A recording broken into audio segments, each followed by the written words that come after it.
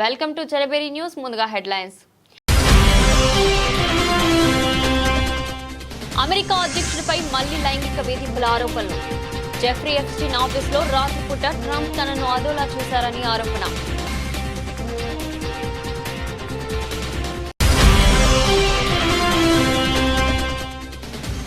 అనూహ్యంగా తన పదవికి రాజీనామా చేసిన జగదీప్ ధన్కర్.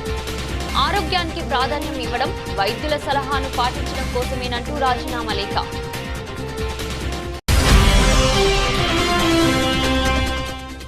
అమర్నాథ్ యాత్రకు పోటెత్తిన భక్తులు. 19 రోజుల్లో 3.21 లక్షల మంది దర్శనం.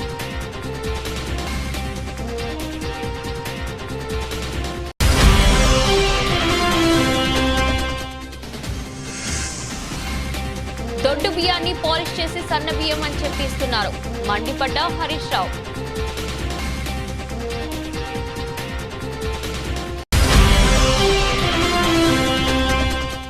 రోజా ఆడదా మగదా ఎవరికీ తెలియదు, జగన్ కూడా దాని కొడుకేనా ఆరోపించిన జనసేన ఎమ్మెల్యే బొల్లిశెట్టి శ్రీనివాస్.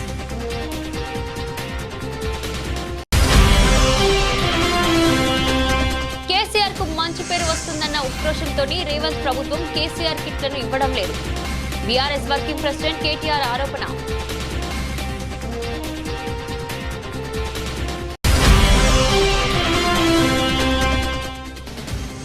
ప్రజాప్రతినిధులను అవమానిస్తూ రోజా కామెంట్లు.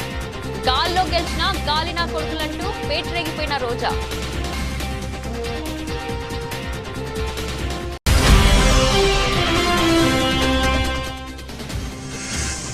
కలెక్టర్ల క్షేత్రస్థాయికి వెళ్లండి, వర్షాలపై ప్రజలను అప్రమత్తం చేయండి. రాష్ట్ర ముఖ్యమంత్రి రేవంత్ రెడ్డి.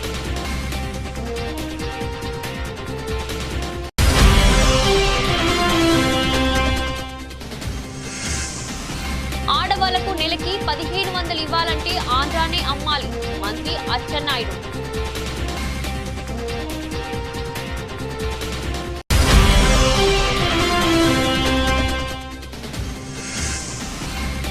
కళ్యాణ లక్ష్మి చెక్కులను, సీఎంఆర్ఎఫ్ చెక్కులను ఎమ్మెల్యే పంపిణీ చేసిన వేముల వీరేశం. అమెరికా అధ్యక్షుడు డొనాల్డ్ ట్రంప్ తో తనకు చేదు అనుభవం ఎదురైందని నటి మరియా ఫార్మర్ వెల్లడించారు. జెఫ్రీ ఎప్స్టీన్ ఆఫీసులో ఓ రోజు రాత్రి ట్రంప్ తనను అదోలా చూశారని ఆరోపించారు. ఎప్స్టీన్ తో కలిసి పనిచేసేందుకు సిద్ధపడ్డ సమయంలో ఓ రోజు రాత్రిపూట ఆయన తనకు ఫోన్ చేశారని మరియా చెప్పారు. అర్జెంటుగా ఆఫీసుకు రమ్మనడంతో నైట్ డ్రెస్ లోనే తాను వెళ్లానని వివరించారు. అప్పటికే అక్కడ ఉన్న ట్రంప్ తన శరీరం వైపు అదోలా చూశారని, తాను షార్ట్స్ ధరించడంతో కాళ్ల వైపే చూస్తూ ఉండిపోయాడని చెప్పారు. ఈ సంఘటన 1995లో జరిగిందని, అప్పుడు తనకు 20 ఏళ్లు ఉంటాయని మరియా తెలిపారు. ఇంతలో అక్కడికి వచ్చిన ఎప్స్టీన్ తనను చూస్తూ నో ఆమె నీకోసం కాదు అని ట్రంప్కు చెప్పారన్నారు. జెఫ్రీ ఎప్స్టీన్ సెక్స్ కుంభకోణం ప్రపంచవ్యాప్తంగా ప్రకంపనలు రేపుతున్న విషయం తెలిసిందే. ఈ కుంభకోణానికి సంబంధించిన ఎప్స్టీన్ ఫైల్స్ విడుదల చేయాలని అమెరికా వ్యాప్తంగా డిమాండ్లు వినిపిస్తున్నాయి. ఈ వ్యవహారానికి సంబంధించి మరియా ఫార్మర్ 1996లోనే ఎప్స్టీన్ మ్యాక్స్వెల్ పై తీవ్ర ఆరోపణలు చేశారు. వారు సెక్స్ ట్రాపింగ్ చేస్తున్నారని మీడియాకు వెల్లడించారు. ఈ నేపథ్యంలో మరియా ఈసారి డొనాల్డ్ ట్రంప్ పై ఆరోపణలు చేశారు. మరియా ఆరోపణలపై వైట్ హౌస్ స్పందిస్తూ ఎప్స్టీన్ తో స్నేహాన్ని ట్రంప్ వదిలేసి చాలా కాలం అవుతుందని పేర్కొంది. ట్రంప్ ఏనాడు ఎప్స్టీన్ ఆఫీసుకు వెళ్లలేదని White House communication director Stephen వెల్లడించారు.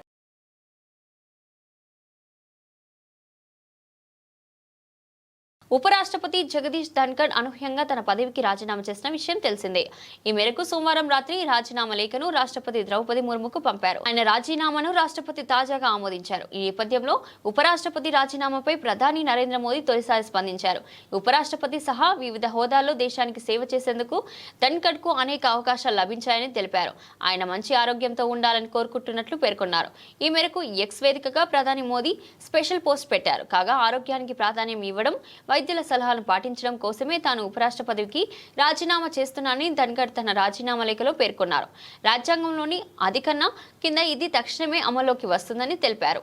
ఈ మేరకు ఉపరాష్ట్రపతి కార్యాలయం ఈ లేఖను విడుదల చేసింది. ఇదిలా ఉంటే మరో 2 సంవత్సరాలు పదవీ కాలం ఉండగానే జగదీప్ ధన్కర్ రాజీనామా చేయడం చర్చకు దారితీసింది. 2022లో ఎన్డీఏ తరపున ఉపరాష్ట్రపతి అభ్యర్థిగా నామినేటెడ్ కావడంతో ఆయనను బెంగాల్ గవర్నర్ పదవికి రాజీనామా చేశారు. విపక్ష అభ్యర్థి మార్గరెట్ ఆల్ఫాపై విజయం సాధించి ఉపరాష్ట్రపతిగా ఎన్నికయ్యారు. 710 ఓట్లకు గాను 528 ఓట్లు గెలుచుకుని 1997 తర్వాత అత్యధిక ఓట్లతో ఉపరాష్ట్రపతిగా విజయం సాధించిన వ్యక్తిగా ఆయన రికార్డులకెక్కారు. అమర్నాథ్ యాత్రకు భక్తులు పోటెత్తుతున్నారు.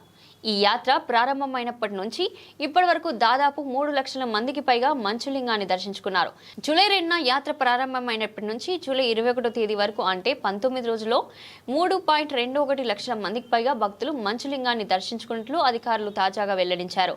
పహల్గాం ఉగ్రదాడి నేపథ్యంలో అమర్నాథ్ యాత్రకు జమ్మూ ప్రభుత్వం కట్టుదిట్టమైన భద్రత ఏర్పాటు చేశారు. ఇందులో భాగంగానే యాత్ర మార్గంలో నో ఫైయింగ్ జోన్గా ప్రకటించింది. దీంతో యాత్రికులు దక్షిణ కాశ్మీర్లో పహల్గాం, ఉత్తర కాశ్మీర్లోను బాల్తార్ మార్గం నుంచి కాలినడకన లేదా పోనీల సహాయంతో మంచులింగాన్ని వద్దకు చేరుకున్నారు. ఏడాది జూలై 2న ప్రారంభమైన ఈ యాత్ర 38 రోజుల పాటు సాగనుంది. ఆగస్టు 9న శ్రావణ పూర్ణిమ రోజున ముగియనుంది. ఈ ఏడాది దాదాపు 5 లక్షల మందికి పైగా భక్తులు మంచులింగాన్ని దర్శించుకున్నట్లు అధికారులు అంచనా వేస్తున్నారు. ప్రభుత్వం సరఫరా చేసిన సన్న బియ్యంలో 50% నూకలు ఉన్నాయని ప్రజలు చెప్తున్నారు. దొడ్డు బియ్యాన్ని పాలిష్ చేసి సన్న బియ్యం అని చెప్పి ఇస్తున్నారని హరీష్ రావు మండిపడ్డారు. అదేవిధంగా మంత్రి గారి దృష్టికి ఒక చిన్న విజ్ఞప్తి ఏంటంటే, మొన్న కేంద్ర ప్రభుత్వ సూచన మేరకు 3 నెలల బియ్యం ఒకసారి ఇచ్చారు. అయితే మా జిల్లాకు వచ్చిన బియ్యం ఏంటంటే నిజామాబాద్ జిల్లా నుంచి ఏదో వచ్చినాయట.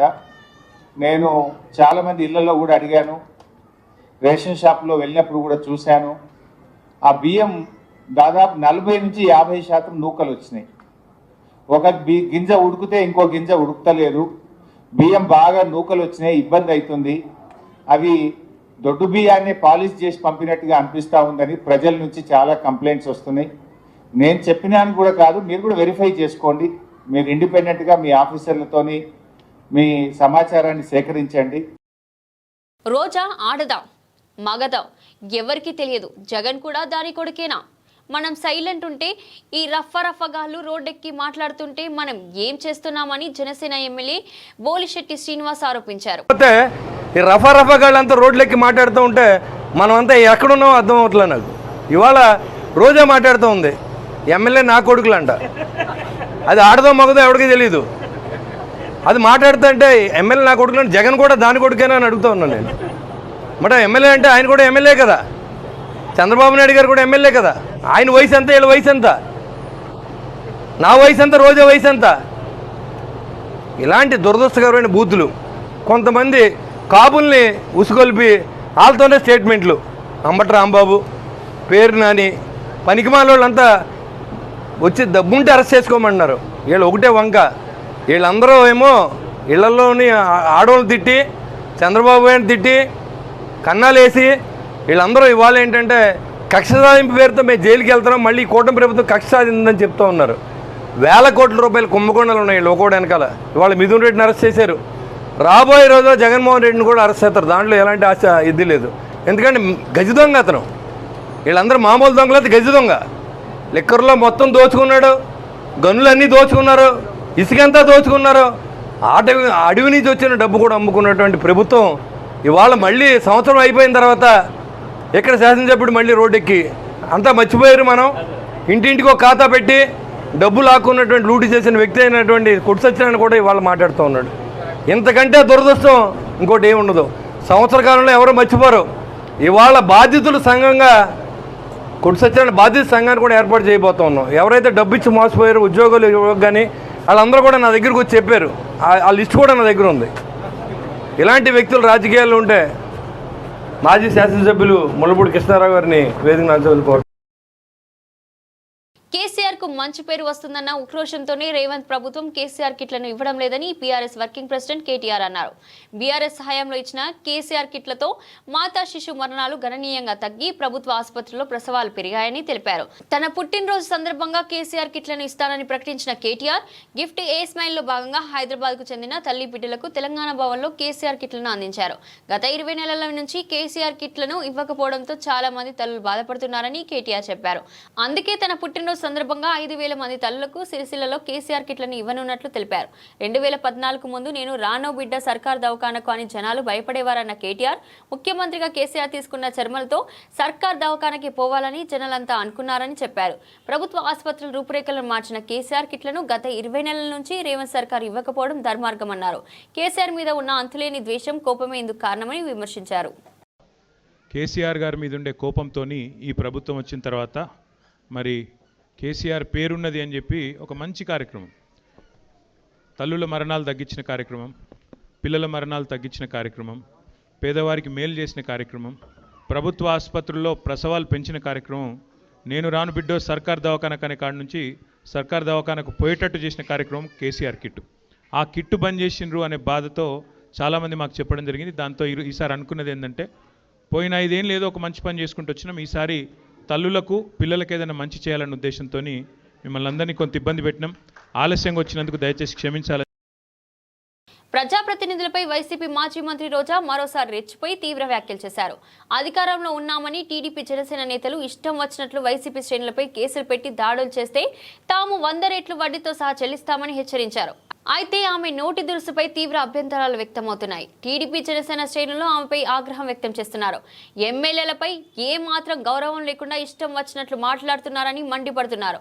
రోజా తన శాఖల ద్వారా చేసిన అభివృద్ధి శూన్యమని, సభ్య సమాజం తలదించుకునేలా నోరు పారేసుకోవడమే ఆమె పని టీడీపీ నేతలు అంటున్నారు. కాగా వైసీపీ హయాంలో మాజీ మంత్రి రోజా కోట్లాది రూపాయల ప్రజాధనాన్ని దోచుకున్నారని ఆరోపణలు వినిపిస్తున్నాయి. ఆమె త్వరలో అరెస్ట్ అవ్వడం ఖాయమని టీడీపీ కీలక నేతలు అంటున్నారు. ఈ గాల్లో గెలిచిన గాల్లో కొడుకులు ఎక్కువైపోయినారు రాష్ట్రంలో ఎమ్మెల్యేలు. మీరు తెలుసుకోవాల్సింది, రాష్ట్రంలో ఉన్న తెలుగుదేశం పార్టీ, జనసేన నాయకులు తెలుసుకోవాలి. ఇప్పుడే అంటే హైదరాబాద్ కు పారిపోయే వాళ్ళు రేపు జగనన్న ప్రభుత్వం వస్తే వీళ్ళు హైదరాబాద్ కాదు అమెరికాకు పారిపోతారు.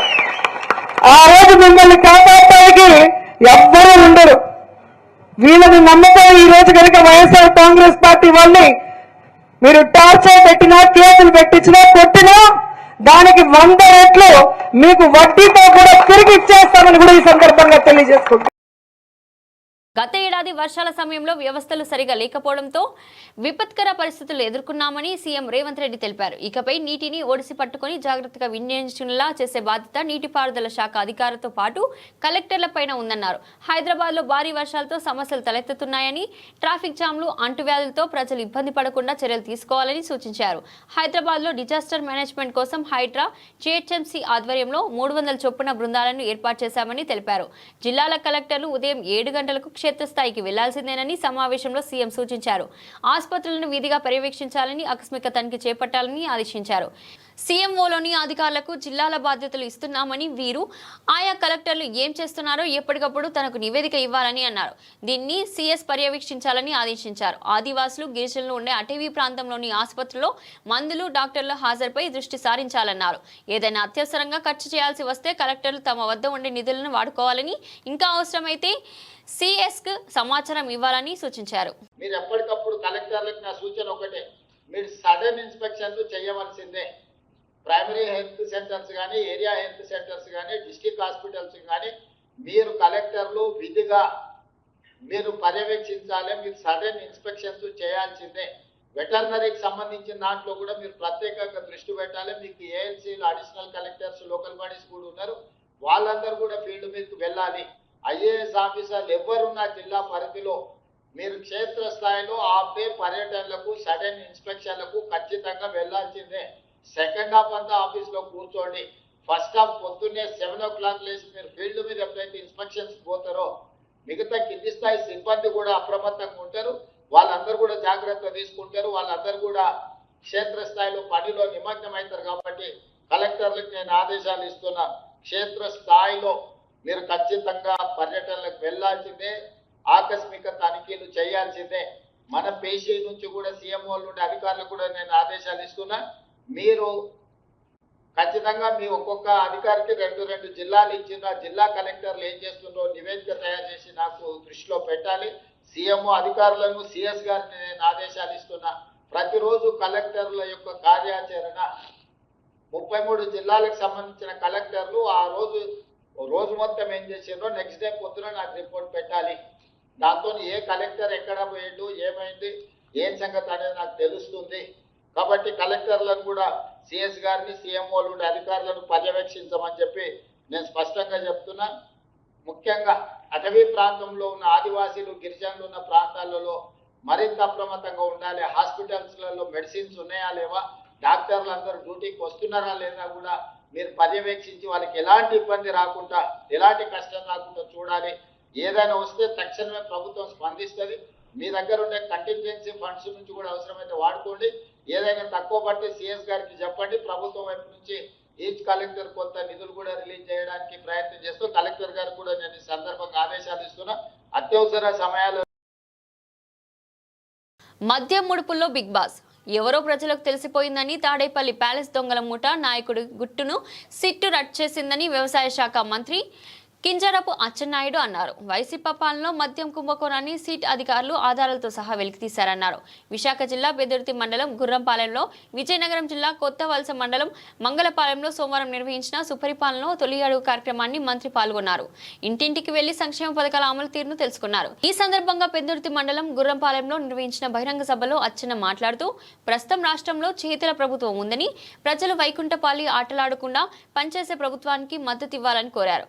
ఒక ఛాన్స్ అంటూ అధికారంలోకి వచ్చిన వైసీపీ గత 5 ఏళ్లలో విధ్వంసం సృష్టించిందని, పారిశ్రామికవేత్తలను భయపెట్టి రాష్ట్రం నుంచి పారిపోయేలా చేసిందని విమర్శించారు.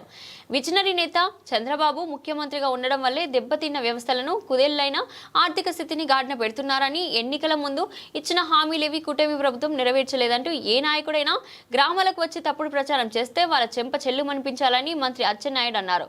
సుపరిపాలనలో తొలి అడుగులో భాగంగా విజయనగరం జిల్లా కొత్త వలస మండలం మంగళపాలెంలో ఎమ్మెల్యే కోళ్ల లలిత కుమారి అధ్యక్షతన జరిగిన సభలో ఆయన మాట్లాడారు.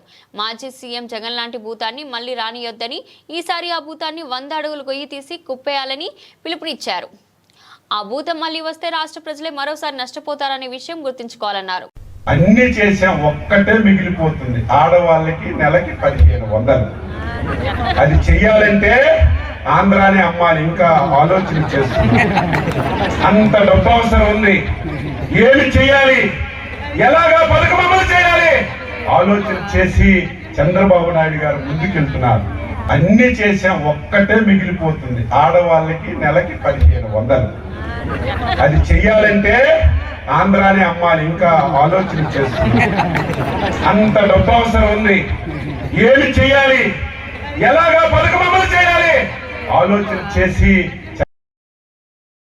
నల్గొండ జిల్లా కేతపల్లి మండల కేంద్రంలోని జ్యోతి ఫంక్షన్ హాల్లో నూతన రేషన్ కార్డులను, కళ్యాణ లక్ష్మి చెక్కులను, సీఎంఆర్ఎఫ్ చెక్కులను ఎమ్మెల్యే వేముల వీరేశం పంపిణీ చేశారు. ఈ సందర్భంగా ఎమ్మెల్యే వేముల వీరేశం మాట్లాడారు.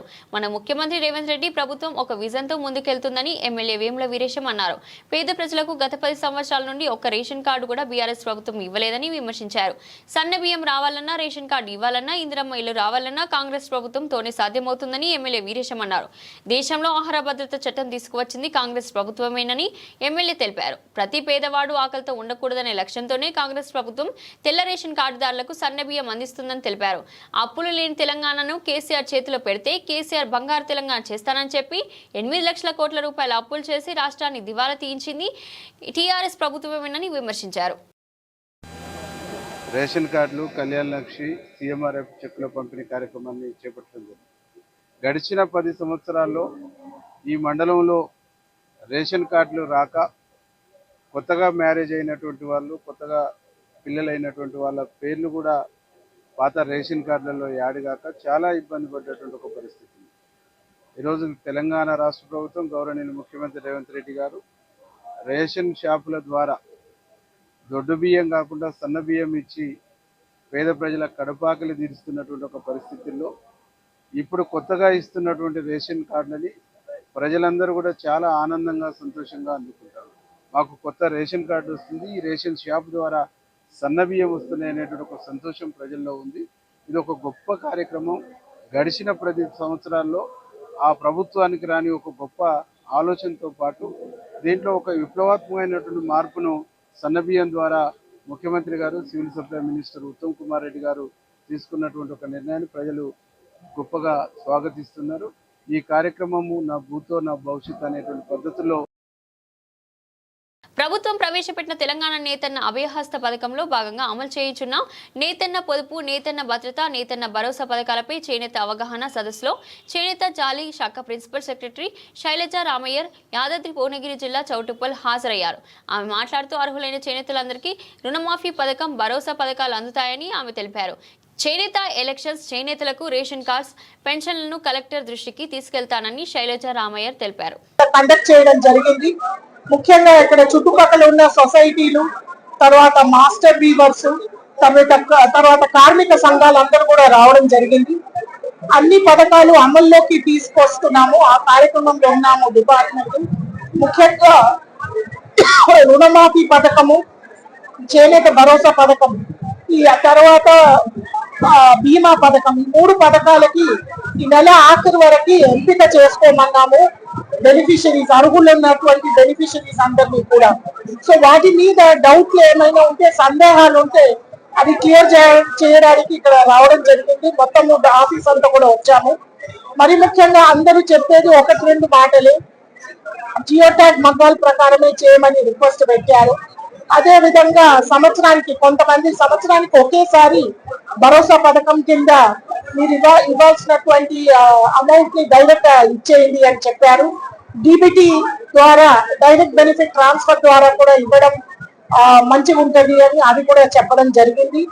తర్వాత వీటితో పాటు లేబుల్ కూడా ఒకటి ఇస్తున్నాం. ఆ లేబుల్ కూడా అవసరమా అని అడగడం జరిగింది. ఇవన్నీ వివరాలు కూడా మేము విన్నాము.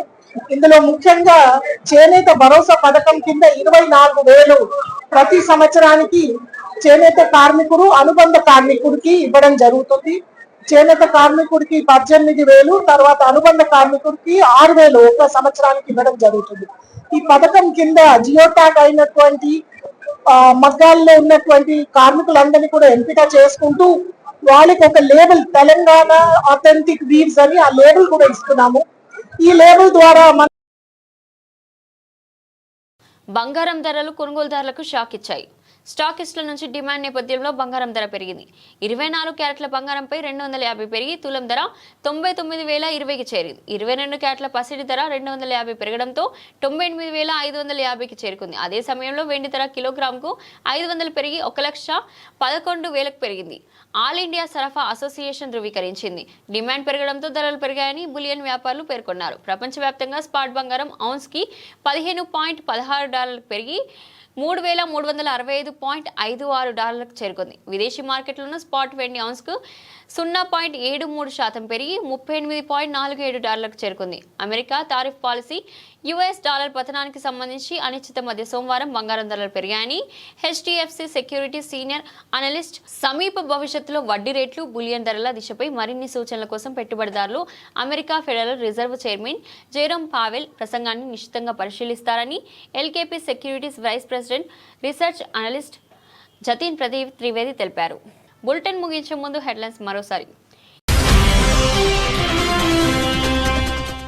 అమెరికా అధ్యక్షుడిపై మళ్లీ లైంగిక వేధింపుల ఆరోపణలు. జెఫ్రీ ఎప్స్టీన్ ఆఫీసులో రాత్రిపూట ట్రంప్ తనను అదోలా చూశారని ఆరోపణ.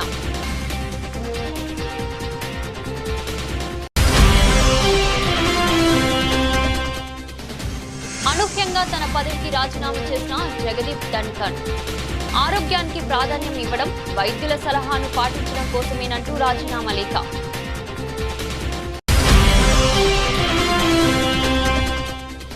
అమర్నాథ్ యాత్రకు పోటెత్తిన భక్తులు. 19 రోజుల్లో 3.21 లక్షల మంది దర్శనం.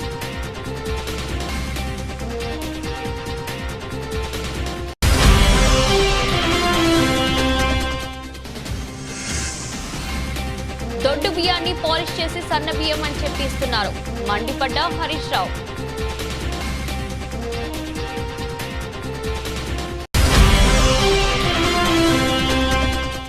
రోజా ఆడదా మగదా ఎవరికీ తెలియదు, జగన్ కూడా దాని కొడుకేనా ఆరోపించిన జనసేన ఎమ్మెల్యే బొల్లిశెట్టి శ్రీనివాస్.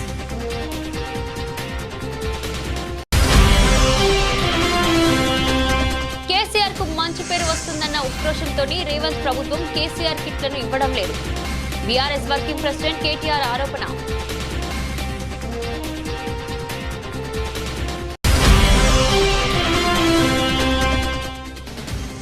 ప్రజాప్రతినిధులను ఆహ్వానిస్తూ రోజా కామెంట్లు.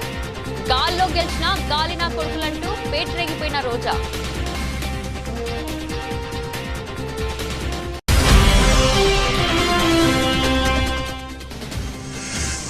కలెక్టర్ల క్షేత్రస్థాయికి వెళ్ళండి, వర్షాలపై ప్రజలను అప్రమత్తం చేయండి. రాష్ట్ర ముఖ్యమంత్రి రేవంత్ రెడ్డి.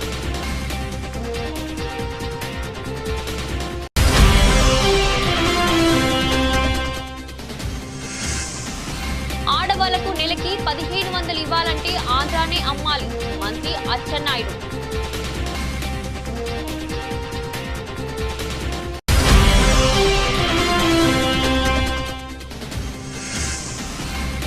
కళ్యాణలక్ష్మి చెక్కులను, సీఎంఆర్ఎఫ్ చెక్కులను ఎమ్మెల్యే పంపిణీ చేసిన వేముల వీరేశం. ఇది రోజు బులెటిన్. మరో బులెటిన్లో మళ్ళీ కలుద్దాం. అంతవరకు సెలవు.